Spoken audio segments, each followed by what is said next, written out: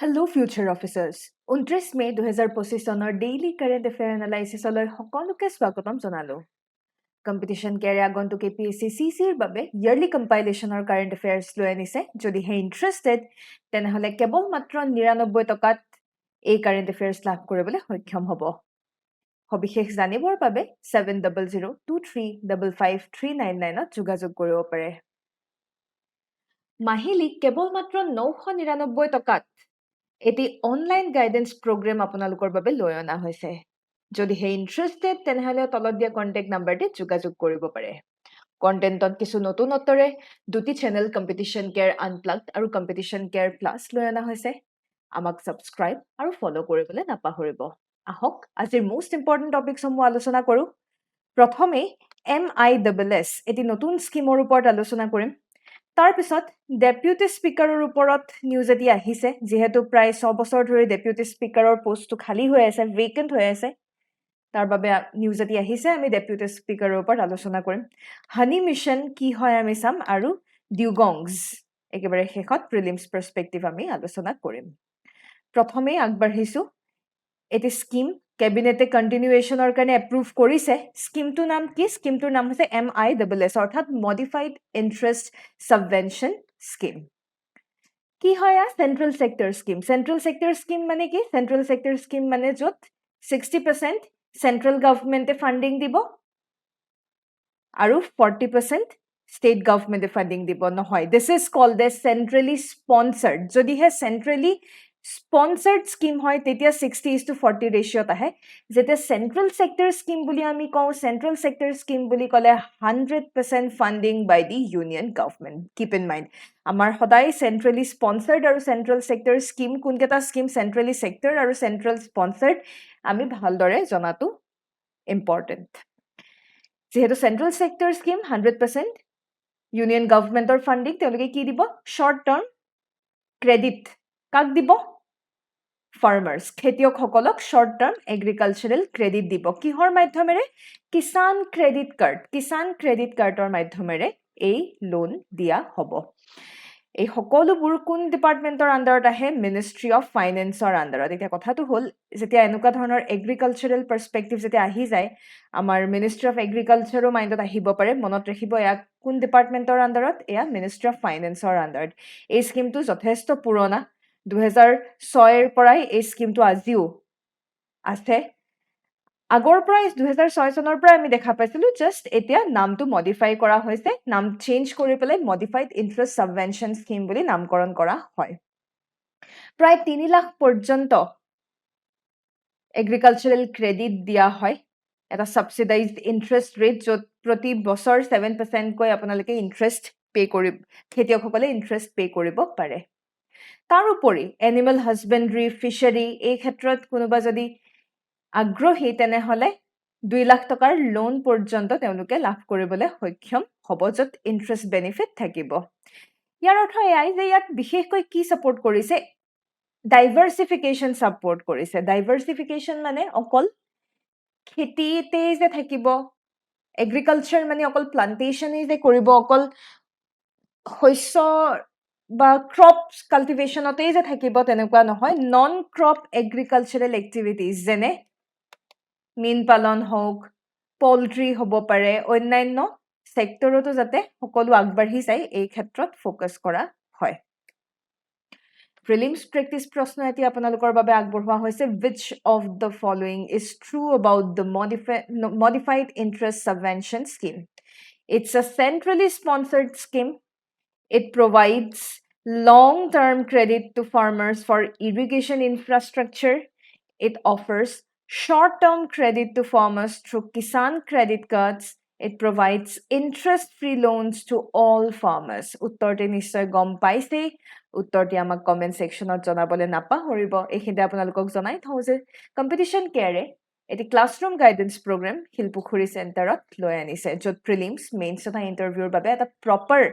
Offline মাধ্যম যোগে আপোনালোকক গাইডেন্স প্ৰভাইড কৰা হ'ব যদি আগ্ৰহী তেনেহ'লে তলত দিয়া কন্টেক্ট নাম্বাৰটিত যোগাযোগ কৰিব পাৰে যদিহে আপোনালোকে CSET স্পেচিফিক ফুল কোৰ্স যদি বিচাৰিছে তেনেহলে কেৱল মাত্ৰ 999 টকাত এই কোৰ্স লাভ কৰিবলৈ সক্ষম হ'ব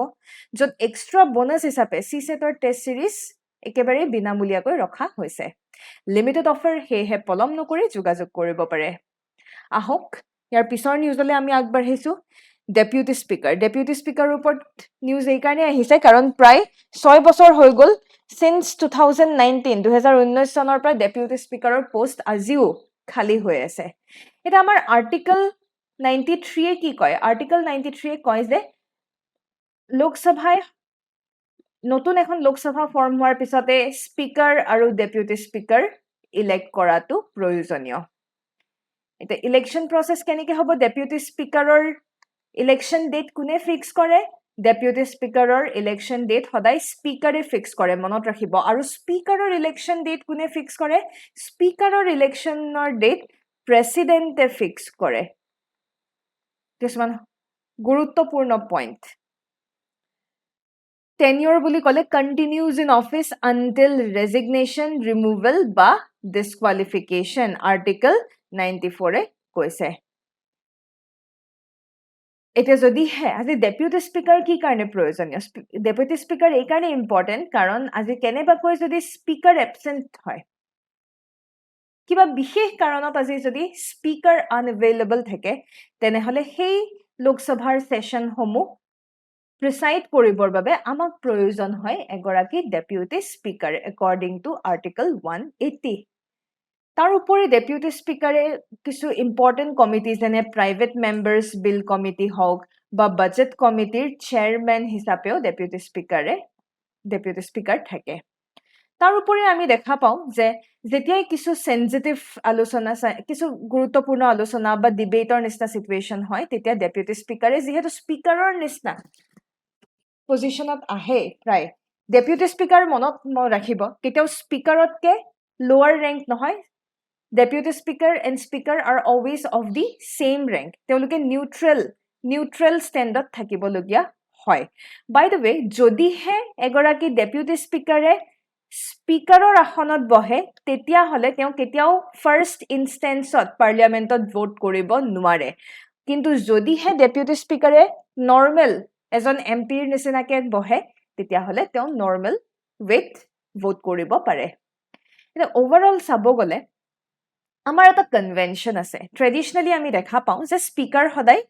ৰুলিং পাৰ্টিৰ পৰা হয় আৰু ডেপুটি স্পিকাৰ ইউজুৱেলি আমি দেখা পাওঁ যে অপজিশন পাৰ্টিৰ পৰা নমিনেট কৰা হয় বা এপইন্ট কৰা হয় যাতে লোকসভাত এটা ব্যালেন্স মেইনটেইন হৈ থাকে ওভাৰঅল ইয়াৰ বেনিফিট কি হয় ইয়াৰ বেনিফিট এয়াই যে স্পিকাৰৰ এবসেন্সত ডেপুটি স্পিকাৰে এটা কন্টিনিউৱেচন মেইনটেইন কৰে অপজিশনৰ পাৰ্টিসিপেশনো এই ক্ষেত্ৰত এনহেন্স কৰা দেখা পোৱা যায় চেক ব্যালেন্স মেইনটেইন কৰা আমি দেখা পাওঁ সেন্ট্ৰেলাইজেশন অফ পাৱাৰ বাধা দিয়া হয় কাৰণ centralisation of power in the sense অকল ৰুলিং পাৰ্টিৰ লগতে যদি পাৱাৰ থাকে তাক আমি সেন্ট্ৰেলাইজড হৈ থকা বুলি কম তো ডেপুটি স্পিকাৰ যেহেতু ইউজুৱেলি আমাৰ অপজিশন পাৰ্টিৰ পৰা হয় সেই ক্ষেত্ৰত আমি দেখা পাওঁ যে ডিসেন্ট্ৰেলাইজেশন হয় পাৱাৰৰ ডিভিজন আমি পাৱাৰ ডিভিজনো আমি দেখা পাওঁ constitutional crisis risk আজি in case স্পিকাৰ গৰাকীয়ে যদি ৰিজাইন কৰে বা স্পিকাৰ গৰাকী যদি incapable হয় তেতিয়া ডেপুটি স্পিকাৰ গৰাকীক আমি স্পিকাৰৰ জাগাত আনি পেলাই সেই যে ভেকাম সেই যে খালি সেই স্পেচটো সেই খালি স্পেচটো আমি গভৰ্নেন্স ভেকামটো আমি মেইনটেইন কৰিব পাৰো হেতু আমি গভৰ্নেন্স ভেকামটো আমি ক্লোজ কৰিব পাৰো we can prohibit this governance vacuum খালি এখানে এটা গুৰুত্বপূৰ্ণ পইণ্ট যদিহে স্পিকাৰ এপইন্ট কৰা নহয় যদিহে স্পিকাৰৰ অফিস যদি স্পিকাৰ একেবাৰে এপইন্ট কৰা নহয় তেনেহলে ডেপুটি স্পিকাৰে কেতিয়াও প্ৰিসাইড কৰিব নোৱাৰে তাৰ মানে স্পিকাৰৰ এবসেন্সত হে ডেপুটি স্পিকাৰৰ ইম্পৰ্টেন্স আমি দেখা পাওঁ তাৰ উপৰি আমি দেখা পাওঁ ভায়োলেশন অফ স্পিৰিট আজি যদিহে ডেপুটি স্পিকাৰ নেথাকে একেবাৰে বৰ্তমান যেদৰে আমি দেখা পাইছো যে প্ৰায় 6 বছৰ ওপৰ হৈ গল ডেপুটি স্পিকাৰ নাই আমাৰ ইন্ডিয়ান পাৰ্লিয়ামেন্টাৰী সিস্টেমৰে গুটেই যেটো এটা ইনক্লুসিভনেস আমি সকলোকে সাঙুৰি পেলাই যে আমি যে আগবাঢ়ি যাওঁ এইটো আমাৰ পাৰ্লিয়ামেণ্টাৰী চিষ্টেম হওক বা আমাৰ ডেমক্ৰেচিৰ এটা গুৰুত্বপূৰ্ণ পইণ্ট তো সেই ইনক্লুচিভনেছটো ক'ৰবাত নাইকিয়া হৈ যায় দেৰ ইজ ন' লিগেল ডেডলাইন এই গোটেই বস্তুবোৰ হয়তো মিছইউজ হ'ব পাৰে কনষ্টিটিউচনেল ইণ্টেণ্ট ডিষ্টৰ্ট কৰা হ'ব পাৰে এণ্ড অফক'ৰ্ছ ইতিমধ্যে কথা পাতিলোৱে চেণ্ট্ৰেলাইজেশ্যন অফ অথৰিটি যদিহে ডেপুটি স্পীকাৰ নাথাকে তেতিয়াহ'লে গোটেইখিনি স্পীকাৰৰ আণ্ডাৰতে থাকে পাৱাৰ স্পীকাৰৰ আণ্ডাৰতে কনচেনট্ৰেট হৈ থাকে who is from the ruling party যিয়ে অপজিশ্যনৰ ৰোল আৰু বেছি উইক কৰি তোলে আৰু বেছি দুৰ্বলহে কৰি দিয়ে মনত ৰাখিব ব্ৰিটেইনৰ ক্ষেত্ৰত চিটুৱেশ্যন অলপ বেলেগ হয় ব্ৰিটেইনত তেওঁলোকৰ পাৰ্লিয়ামেণ্টত যিগৰাকী স্পীকাৰ এপইণ্ট কৰা হয় তেওঁ সদায় নিউট্ৰেল ইন দ্য চেন্স এগৰাকী ব্যক্তিক যদি স্পীকাৰ হিচাপে এপইণ্ট কৰা হয় তেওঁ সদায় নিজৰ পলিটিকেল পাৰ্টিৰ পৰা ৰিজাইন দিব লাগে টু শ্ব' দ্য নিউট্ৰেলিটি কিন্তু দিছ ইজ ডিফাৰেণ্ট ফ্ৰম আছ আমাৰ ক্ষেত্ৰত স্পীকাৰ বা ডেপুটি স্পীকাৰ হ'লে কেতিয়াও কোনো পলিটিকেল পাৰ্টিৰ পৰা ৰিজাইন দিয়াৰ কোনো প্ৰয়োজন নাথাকে প্ৰিলিমছ প্ৰেক্টিছ প্ৰশ্ন এতিয়া আপোনালোকৰ বাবে আগবঢ়াইছো with reference to the Deputy Speaker of the Lok Sabha, consider the following statements. The Constitution provides that Deputy Speaker shall be elected as soon as may be after the first sitting. Statement 1. Statement 2 ki koise Deputy Speaker presides over the House in the absence of the Speaker and enjoys similar power during such times. Position of Deputy Speaker is always held by a member of opposition party. উত্তৰটি নিশ্চয় গম পাইছে তেনেহ'লে আমাক comment ছেকশ্যনত জনাবলৈ নাপাহৰিব এইখিনিতে জনাই থওঁ যে প্ৰতি শনিবাৰে কম্পিটিশ্যন কেয়াৰে এটি কাৰেণ্ট এফেয়াৰ টেষ্ট কণ্ডাক্ট কৰে কেৱল মাত্ৰ 10 টকাতেই এই টেষ্ট লাভ কৰিবলৈ সক্ষম হ'ব সবিশেষ জানিবৰ বাবে 7002355399ত যোগাযোগ কৰিব পাৰে ইয়াৰ পিছৰ নিউজলৈ আমি আগবাঢ়িছো হানি মিছন প্ৰাইম মিনিষ্টাৰে ভাৰতক গ্লোবাল হানি প্ৰডিউচিং লিডাৰ হিচাপে হাইলাইট কৰিছে ৰিসেন্টলি য'ত ইতিমধ্যে আমি দেখা পাইছো প্ৰায় 60% আমাৰ হানি অৰ্থাৎ মৌৰ প্ৰডাকশ্যন ইনক্ৰিজ হৈছে and this shows the success of honey mission এই গোটেইখিনি তেওঁ মন কি বাতত হাইলাইট কৰা দেখা পোৱা যায় এটা হানি মিছন কোনে লঞ্চ কৰে হানি মিছন লঞ্চ কৰে KVIC Khadi and Village Industries Commission কাৰ আণ্ডাৰত মিনিষ্ট্ৰী অফ MSME আণ্ডাৰত মনত ৰাখিব কোন মিনিষ্ট্ৰী আণ্ডাৰত মিনিষ্ট্ৰীবোৰ খুবেই ইম্পৰ্টেণ্ট একোটা মিছনৰ মিনিষ্ট্ৰীবোৰ জনাটো গুৰুত্বপূৰ্ণ কেতিয়া লঞ্চ কৰা হৈছিলে 2017 চনত অবজেক্টিভ কি অবজেক্টিভ অবভিয়াছলি হানি মিছনৰ অবজেক্টিভ কি objective to produce more honey কেনেকে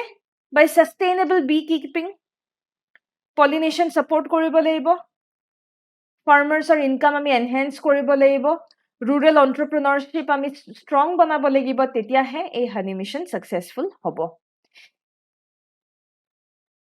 প্ৰায় ক'ব গলে 75,000 ৰ পৰা 1.25 লাখ মিলিয়ন টন মোৰ প্ৰডাকশন ইতিমধ্যে যোৱা 11 বছৰত বৃদ্ধি পাইছে 60% গ্ৰোথ ভাৰতৰ ৰেংক বৰ্তমান চাব গলে গ্লোবালি টপ হানি প্ৰডিউচিং দেশসমূহৰ ভিতৰত ভাৰতৰ নাম আমি দেখা পাওঁ প্ৰিলিমছ প্ৰেক্টিছ প্ৰশ্ন আগবঢ়াইছো consider the following statements regarding honey mission launched by Khadi and Village Industries Commission under Ministry of MSME launched in the year 2017 objective is to promote sustainable beekeeping ensure pollination support enhance income of farmers strengthen rural entrepreneurship নিশ্চয় শুদ্ধ উত্তৰ গম পাইছে আমাক জনাবলৈ নাপাহৰিব আৰু আজিৰ শেষৰ নিউজলৈ আগবাঢ়িছো ডিউগংছ আজি world dugong day dugong day observe কৰা হয় বিশেষকৈ ডিউগংছৰ কনজাৰভেশ্যনৰ ওপৰত আমাৰ মাজতে সজাগতা বৃদ্ধি পায় সেই ক্ষেত্ৰত dugong world dugong day observe কৰা হয় বিশেষকৈ ডিউগংৰ হেবিটেট আমি দেখা পাওঁ পাক বে গালফ অফ মান্নাৰ এই অঞ্চলসমূহত আমি ডিউগংৰ কনসেন্ট্ৰেচন খুব বেছি দেখা পাওঁ ডিউগংক কি বুলি কয় ডিউগংক সি কাউ বুলিও কোৱা হয় সাগৰত থকা এটি জীৱ ইটস আ মেমেল মনত ৰাখিব হেবিটেট বুলি ক'লে অলপমান গৰম shallow coastal water বিশেষকৈ গালফ অফ মান্নাৰ পাক বে গালফ অফ কাচ আন্দামান নিকোবৰ আমি এই অঞ্চলত দেখা পাওঁ IUCN ষ্টেটাছ চাব গলে vulnerable ইণ্ডিয়াত কিন্তু ভাৰতবৰ্ষত ৰিজনালি এন্ডেঞ্জাৰ্ড IUCN এ ওভাৰঅল গ্লোবালি vulnerable বুলি কৈ থৈ দিছে কিন্তু ভাৰতৰ পাৰ্সপেক্টিভত চাব গলে আমাৰ ৰিজনালি এন্ডেঞ্জাৰ্ড হে ওয়াইল্ড লাইফ প্ৰটেকচন এক্ট 1972 অন্তৰ্গত আমি স্কেডিউল 1ত ইনক্লুড কৰিছো কালিৰ প্ৰিলিমছ প্ৰেক্টিছ প্ৰশ্নৰ উত্তৰসমূহ চাওঁ আহক With reference to Srimanta Shonkardev, consider the following statements. He was the founder of Neo-Vaishnavite movement in Assam, সকলোৱে জানে শুদ্ধ Composed literary works only in Sanskrit, হয় জানো নহয় ব্ৰজাৱলী ভাষাত তেওঁ কম্প'জ কৰিছিলে Established the first সত্ৰয়ত পাটবাউসী নহয় ক'ত আছিলে বৰদোৱা 2 আৰু 3 ভুল আমাৰ শুদ্ধ উত্তৰ হৈছে 1 only ইয়াৰ পিছৰ প্ৰশ্নটো আছিল কিলিও volcano One of the world's most active volcano শুদ্ধ মই কৈছিলো মনা লোৱা আৰু কিলিওৱা world's most active volcanoৰ ভিতৰত পৰে Shield type volcano ক'ত আছে হাৱাইৰ সাউথ ইষ্টাৰ্ণ পাৰ্টত লোকেটেড শুদ্ধ Shield volcano বোৰ কি হয় Shield volcanoক আমি বাসাল্ট বুলি কওঁ অৰ্থাৎ যেতিয়াই লাভা নিগৰে লাভাবোৰ কি হয় খুব বেছি ফ্লুইড পনিয়া শুদ্ধ তিনিটা ষ্টেটমেন্টে শুদ্ধ এয়াই আছিল আজিৰ সবিশেষ কিবা এনকুৱাৰী থাকিলে যোগাযোগ কৰিবলৈ নাপাহৰিব ইয়াকে কৈ ধন্যবাদ জয় আয়